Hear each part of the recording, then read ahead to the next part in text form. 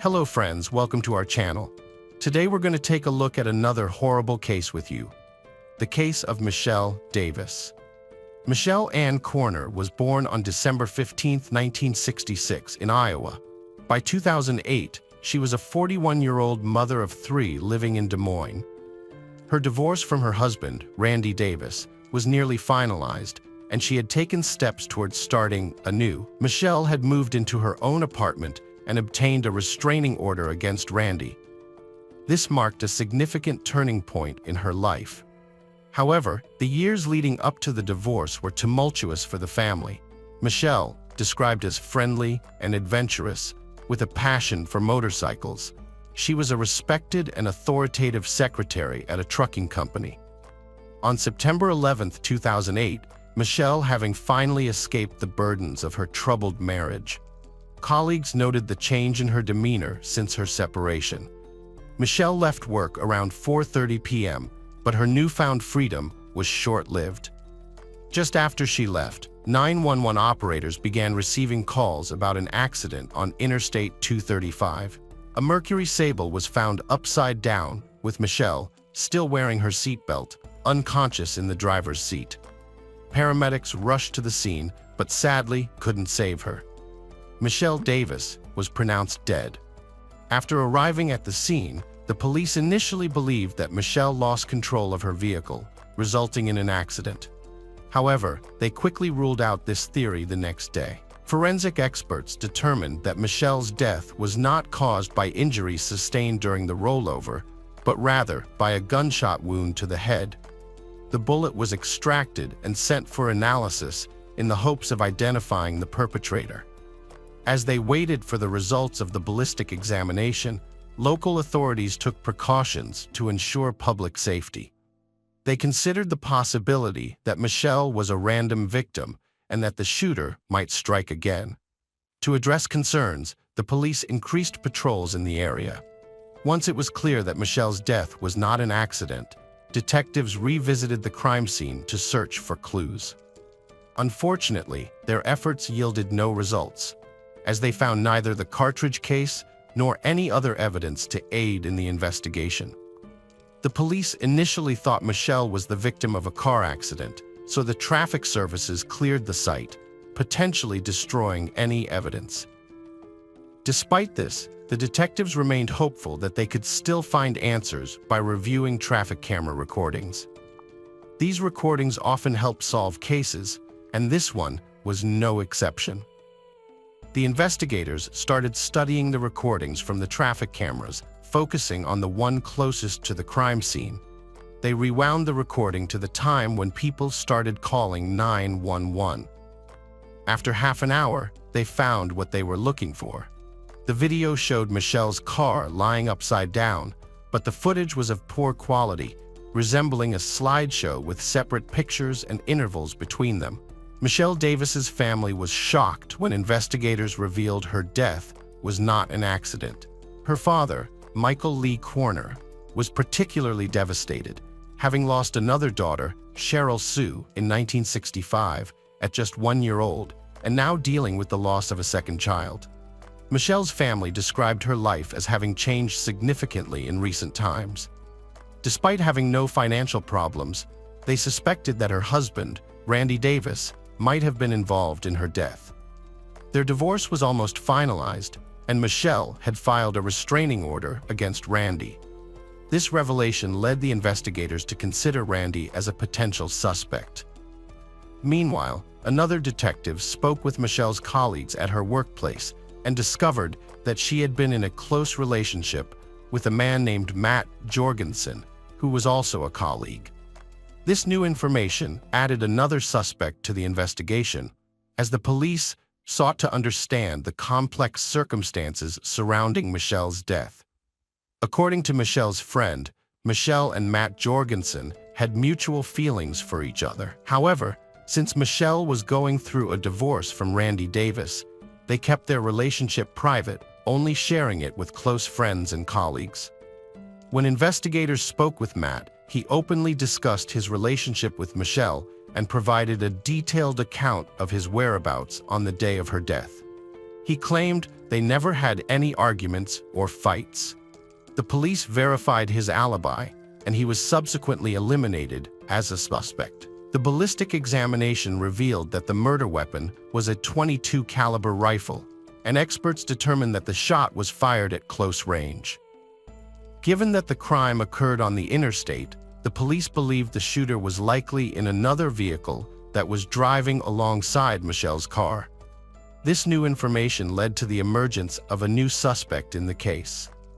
The police received a tip from Michelle's insurance company that her brother Todd was seeking payment, raising suspicions of a life insurance-motivated crime. A detective visited Todd's house to investigate. When the detective started asking Todd about his whereabouts on the day of Michelle's death, Todd realized he was a suspect. He explained that he was in a different part of the city at the time of her death, and that the family was struggling financially. Todd said he had turned to the insurance company because he needed the money to pay for Michelle's funeral. The police verified Todd's alibi and found that he was not in the area where Michelle was killed. This ruled him out as a suspect, but Todd provided information that led the police to investigate another suspect, Josh. Josh was the son of Randy from a previous marriage and was an adult at the time of Michelle's death. A Marine named Josh had recently returned home from the Army when a tragic event occurred. Michelle was fatally wounded in a car incident, and the police considered Josh a suspect due to his military background. As the investigation continued, a woman reported witnessing something on Interstate 235 on the same day and time as the incident. A witness reported seeing a red Ford F-150 pickup truck driven by a white man in a baseball cap who was driving erratically, swerving between lanes, and appeared to be chasing someone. This new information led investigators to re-examine traffic camera footage, focusing on finding a red pickup truck in the area. The footage confirmed the witness's account, showing a red pickup truck following Michelle from her workplace. Although the footage was not clear enough to reveal the driver's face or the truck's license plate, further review of other camera recordings revealed that the truck was consistently following Michelle's route, staying close behind her as she approached the location of her death. This evidence suggested that the perpetrator likely fired the fatal shot from the truck while driving. Detectives investigating Michelle's death had several suspects in mind, and soon discovered that her husband, Randy Davis, owned a red pickup truck.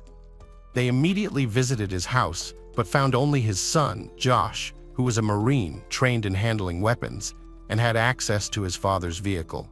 Josh claimed that on the day of Michelle's death, he went shopping with his sister and then spent the evening at home watching TV. However, detectives found Josh's alibi suspicious.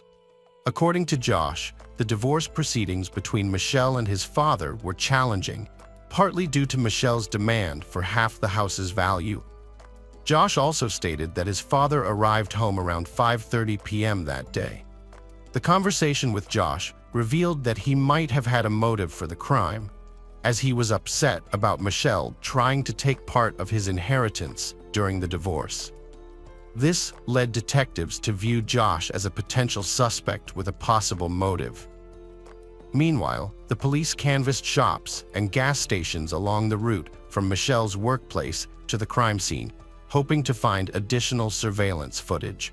Their efforts paid off when they discovered crucial footage at a store just a few miles from Michelle's workplace.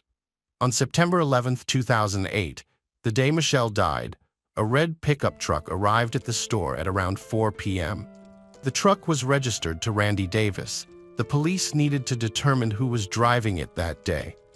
Security footage showed the driver getting out of the truck and entering the store, but the poor video quality made it impossible to identify whether it was Josh or Randy.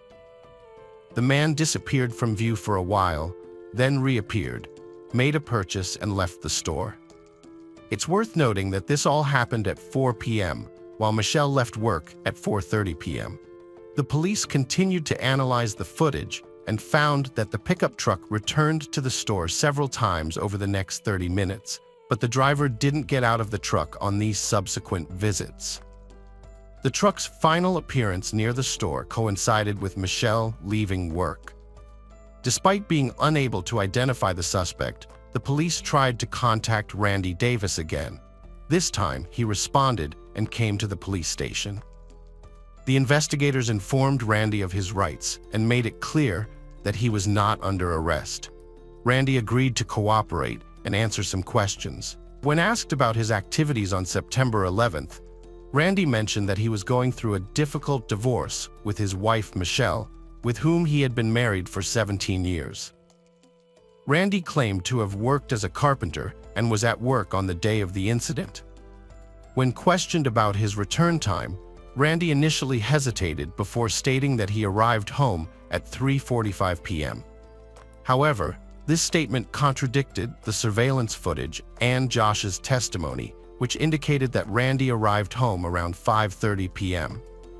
Randy further stated that he didn't leave his home after 3:45 p.m. and was home alone until Josh joined him to cook dinner together. However, this information conflicted with Josh's testimony, which stated that he was already home when Randy arrived. The alibis of Randy and Josh were intertwined, and investigators realized that one of them was not telling the truth. To test Randy's reaction, investigators informed him that Michelle had died from a bullet wound, not from injuries sustained in a car crash. Randy showed little reaction to this news, pretending to be surprised and lowering his eyes. When investigators asked him when he last saw Michelle, Randy requested a lawyer, which ended the conversation. The investigation was lacking in crucial evidence, including the weapon used to take Michelle's life, so Randy Davis was released. On September 15, 2008, Michelle's family and friends gathered to pay their respects at her funeral. Randy Davis attended the ceremony, putting on a show of grief, including bursting into tears. The investigators were working hard to find the answer. Unexpectedly, Josh Davis, Randy's son, walked into the police station with his lawyer and offered to make a statement. According to Josh, his father's car was parked in the driveway when he returned home from his sister. On September 11, 2008, Randy Davis committed a horrific act of violence. His wife, Michelle, had filed for divorce and was seeking part of the property in the divorce proceedings. Randy was unable to accept this and decided to take drastic measures. According to his son Josh, Randy had been planning this act of violence and had even told Josh that he was going to do something that would make Michelle regret it. Josh tried to stop his father, but Randy was determined to carry out his plan. Randy parked his red pickup truck outside the store where Michelle worked and waited for her to leave. He drove past the store several times, making sure not to miss the moment. When Michelle left work, Randy followed her and eventually found the right moment to strike. He rolled down the passenger side window and fired, shooting Michelle. Josh's testimony was crucial in the investigation, and the police were able to arrest Randy Davis based on the information he provided. The incident was also captured on the store's CCTV footage, which showed Randy's truck parked outside the store several times before the shooting. Randy Davis was initially charged with first-degree charges for the death of Michelle, but he made a deal to plead guilty to second-degree deprivation of life in exchange for a reduced sentence. As a result, Davis was sentenced to 50 years in prison in 2010.